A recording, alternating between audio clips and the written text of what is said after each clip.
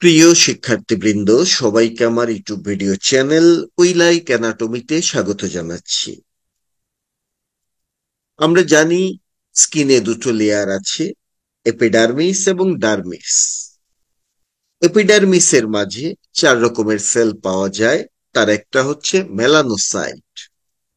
New কারিকুলামের viva এবং practical কার্ডের মাঝে মেলানোসাইটের ফাংশন বা রোল নিয়ে কিছু এক্সপ্লেইন টাইপ কোয়েশ্চন আছে। আজকে আমি সেই মেলানোসাইটের রোল এক্সপ্লেইন করব। এক্সপ্লানেশনের শুরুতে আমি সবাইকে চ্যানেলটি সাবস্ক্রাইব করার জন্য অনুরোধ জানাচ্ছি। আমরা এখানে স্কিনের একটা ফটো মাইক্রোগ্রাফ দেখতে পাচ্ছি। এখানে আমরা দেখতে পাচ্ছি স্কিনে দুটো লেয়ার আছে। উপরে এই লেয়ারটার নাম হচ্ছে এপিডার্মিস। এপিডার্মিস হচ্ছে স্কিনের ইপিথেলিয়াল লেয়ার। আর তার নিচে আছে connective tissue layer of the skin, যার নাম হচ্ছে ডার্মিস। এই ছবিতে আমরা দেখতে পাচ্ছি এখান থেকে এই পর্যন্ত হচ্ছে এপিডার্মিস, আর তার নিচে এটা হচ্ছে ডার্মিস। এপিডার্মিস হচ্ছে কেরাটিনাইজড স্ট্রেটিফাইড স্কোয়ামাস এপিথেলিয়াম। এর মাঝে 4 রকমের সেল আছে। ম্যাক্সিমাম সেলই হচ্ছে কেরাটিনোসাইট। এই যে দেখা যাচ্ছে ম্যাক্সিমাম সেল কিন্তু keratinocyte. This are the keratin producing cell. এবং 85% সেলস অফ দ্য এপিডার্মিস হচ্ছে কেরাটিনোসাইট।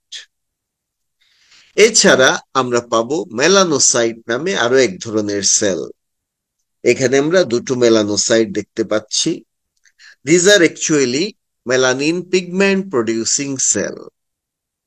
এবং এপিডার্মিসে যত সেল আছে তার 5% হচ্ছে মেলানোসাইট। এছাড়া আমরা পাবো Langerhans cell. This one is the Langerhans cell. It is actually skin macrophage and it is antigen presenting cell. 2 to 5% cells of the epidermis হচ্ছে ল্যাঙ্গারহ্যান্স সেল। ফাইনালি আরেক ধরনের সেল আছে এপিডার্মিস অফ দি স্কিনের মাঝে। এই সেলটাকে বলে Markle cell. এই যে blue colour cell, this one is the Merkel cell. Actually they are tactile epithelial cell. 6 to 10% cells of the epidermis হচ্ছে মার্কেল সেল। সুতরাং আমরা বুঝলাম স্কিনে 4 রকমের সেল আছে। তার ম্যাক্সিমাম হচ্ছে কেরাটিনোসাইট, যারা কেরাটিন প্রডিউস করে। আর কেরাটিন থাকে বলেই এই এপিথেলিয়ামকে বলে কেরাটিনাইজড স্ট্রেটিফাইড স্কোয়ামাস এপিথেলিয়াম। এবং এই কেরাটিনের মূল কাজ হচ্ছে ওয়াটার লস প্রিভেন্ট করা। তো আমাদের টপিক হচ্ছে মেলানোসাইটের রোল ডিসকাস করা। তো দেখা যাক, এই হচ্ছে সেই মেলানোসাইট। এই মেলানোসাইট আমরা এখানে দেখতে পাচ্ছি। এই যে একটা মেলানোসাইট, এই যে আরো একটা মেলানোসাইট। কোথায় আছে? স্কিনের এপিডার্মিসের সবচেয়ে নিচে যে লেয়ার, স্ট্রেটাম বেজালি, সেই স্ট্রেটাম বেজালিতে যেসব কেরাটিনোসাইট থাকে তার ফাঁকে ফাঁকে থাকে হচ্ছে আমাদের সেই মেলানোসাইট। মেলানোসাইটস আর actually dendritic cell. Dendritic cell মানে তাদের একটা স্মল রাউন্ডেড সেল বডি থাকে, এবং এই সেল বডিটা থাকে অ্যামং দ্য বেজাল সেল। তার মানে দাঁড়াচ্ছে ক্রেটাম বেজালিতে যেসব সেল থাকে তাদেরকে বেজাল সেল বলে। So these cell bodies are scattered among the basal cells of the stratum basali. এবং এই সেলে কতগুলো ডেনড্রাইটিক প্রসেস পাওয়া যায়। এই প্রসেসগুলো multiple and long. They extend between the keratinocytes of the stratum spinosum. এই লেয়ারটার নাম হচ্ছে স্ট্রেটাম স্পাইনোসাম। সুতরাং এই যে মেলানোসাইট, তার ডেনড্রাইটিক প্রসেস গুলো স্পাইনোসামের কেরাটিনোসাইটের ফাঁকে ফাঁকে এক্সটেন্ড করে। তো এই ডেনড্রাইট গুলোর কাজ কি? These dendrites transfer melanin pigment granules to adjacent epidermal cell. সুতরাং আমরা বুঝলাম মেলানোসাইট মেলানিন পিগমেন্ট ফর্ম করে, কিন্তু এই মেলানিন পিগমেন্টকে সে ট্রান্সফার করে দেয় তার আশপাশে থাকা কেরাটিনোসাইটের কাছে। This are the epidermal cell. সে কেরাটিনোসাইটের মাঝে সে ট্রান্সফার করে দেয়। মেলানিনটা কাজে লাগে কেরাটিনোসাইটের, কিন্তু তৈরি করে melanocyte. Melanocytes produce and distribute melanin to the keratinocytes. তো এই মেলানিনের কাজ কি? The most important function of melanin is to protect the organism against the damaging effects of the non-ionizing ultraviolet irradiation. সুতরাং মেলানিনের মূল কাজ হচ্ছে কোনো অর্গানিজমকে ইউভি রেডিয়েশন থেকে প্রোটেকশন দেয়। During embryonic life, melanocyte precursor cells migrate from the neural crest and enter the developing epidermis. A specific functional association is then established, যাকে বলে epidermal melanin unit, in which one melanocyte maintains an association with a given number of keratinocytes. সাধারণত একটা melanocyte 36 কেরাটিনোসাইটের সাথে associated অবস্থায় থাকে। তার মানে একটা মেলানোসাইট যদি মেলানিন তৈরি করে, সে তার ডেনড্রাইটিক প্রসেস দিয়ে 36 কেরাটিনোসাইটকে সে মেলানিন ট্রান্সফার করে। তবে এই রেশিও 1:4 থেকে 1:40 পর্যন্ত হতে পারে। তো আমাদের কোয়েশ্চনটা কি ছিল? কোয়েশ্চন ছিল, explain the structure function relationship in the epidermis, or how melanocyte prevent us from damaging action of ultraviolet light. আমরা এই এক্সপ্লেইন গুলি আসলে এখন জানতে চাই। Melanocytes synthesize melanin pigment by oxidation of the amino acid tyrosine in the melanosome. মেলানোজোম নামে কিছু ভেসিকেলের মাঝে এই মেলানিন সিনথেসিস হয়, এবং সিনথেসিস হয় টাইরোসিন নামে অ্যামাইনো অ্যাসিডের অক্সিডেশনের মাধ্যমে, এবং এই ক্ষেত্রে হেল্প করে টাইরোসিনেজ এনজাইম। তারপরে সেই মেলানোজোম নামের ভেসিকেল গুলো কিছু স্টেজ ক্রস করে, stage 1, stage 2, stage 3, stage 4। Stage 4 মানে হচ্ছে ম্যাচিউর মেলানোজোম।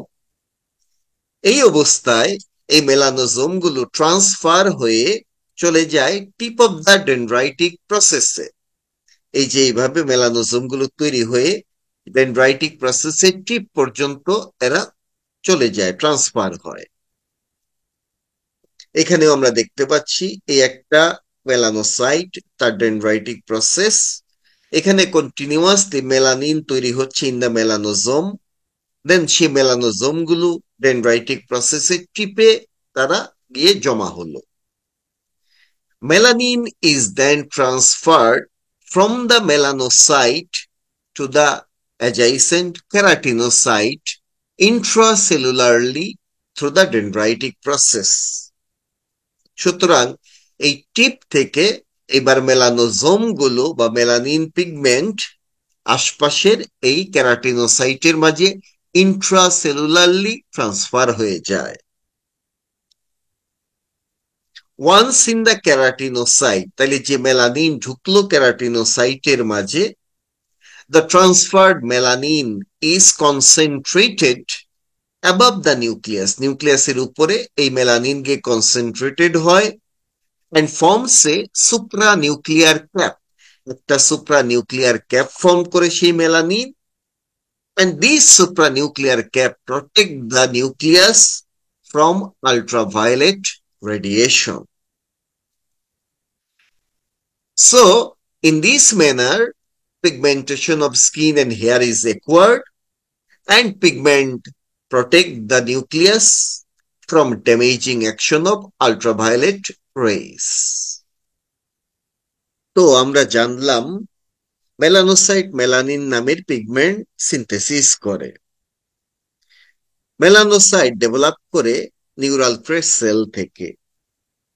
এমব্রায়োনিক লাইফে প্রিকারসর সেলগুলো এপিডার্মিসকে ইনভেড করে, দ্যাট ইজ এপিডার্মিসে মাইগ্রেশন হয়। যদি কোনো কারণে মেলানোসাইট মাইগ্রেট করতে না পারে, অথবা মেলানোসাইট যদি ফাংশন করতে না পারে, অথবা সার্ভাইভ করতে না পারে, তাহলে কিছু পিগমেন্টারি ডিসঅর্ডার ডেভেলপ করে। সুতরাং pigmentary disorders can be classified as disease of melanocyte development, disease of melanocyte function and disease of melanocyte survival. প্রথমে আমরা দেখতে চাই abnormalities of melanocyte development কেন হয়? due to faulty migration or proliferation of the neural crest cell. এই ক্ষেত্রে দুই ধরনের ডিসঅর্ডার ডেভেলপ করে, একটাকে বলে পাইবেলডিজম আর আরেকটা হচ্ছে ওয়ার্ডেনবার্গ সিনড্রোম। দুই ক্ষেত্রেই আমরা দেখব হেয়ার বা স্কিনের মাঝে পেচি মেলানিন অ্যাবসেন্ট থাকে। তার মানে দাঁড়াচ্ছে সব জায়গাতে যে মেলানিন অ্যাবসেন্ট তা নয়, কিছু কিছু জায়গাতে মেলানিন থাকে না, যে কারণে সেই জায়গাগুলো হোয়াইট হয়ে যায়।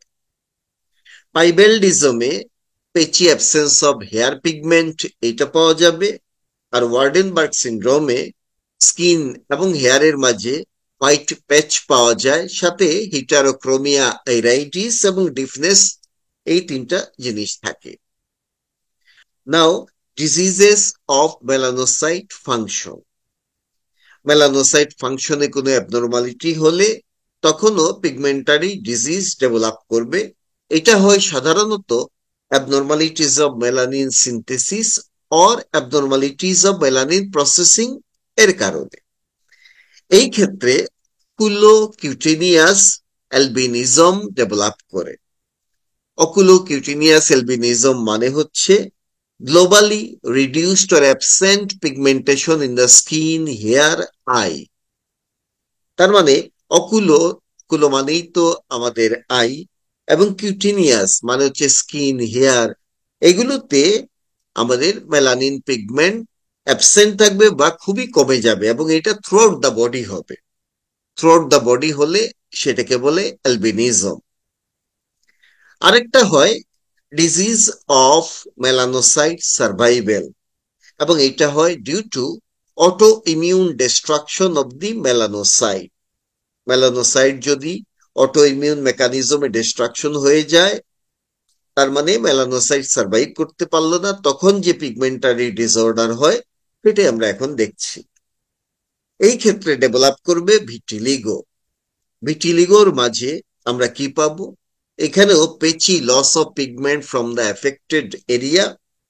এই এফেক্টেড এরিয়া বলতে skin, hair, oral mucous membrane এগুলোকে বোঝায়। তাহলে এই জায়গাগুলোতে পেচি লস হবে, মানে কিছু কিছু জায়গা নর্মাল পিগমেন্ট, কিছু জায়গাতে পিগমেন্ট লস এরকম পাওয়া যাবে। সো এই হচ্ছে তিন ক্যাটাগরির pigmentary disorder. Thank you very much, take care.